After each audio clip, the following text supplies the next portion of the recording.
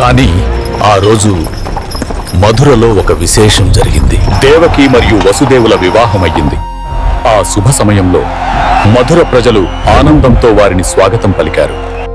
దేవకి అంటే కంసుడికి చెల్లి మాత్రమే కాదు, బాల్యం నుంచి తన ప్రాణంలా పెంచుకున్న బంధం.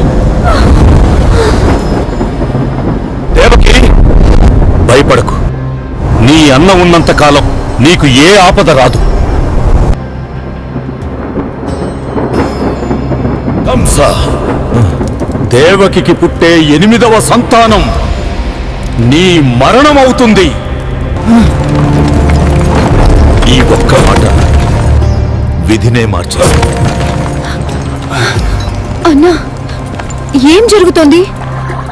ఆ క్షణం నుండి చెల్లి అనే బంధం కన్నా తన భవిష్యత్తు యొక్క భయం మనసులో పెరిగిపోయింది. దేవకిని వదిలేయండి. మీకు ప్రమాదం ఆమె వల్ల కాదు, ఆమెకు పుట్టబోయే శిశువే మీకు భయమైతే ప్రతి శిశువును నేనే మీకు అప్పగిస్తాను. వాళ్ళిద్దరినీ తక్షణమే కారాగారంలో బంధించండి.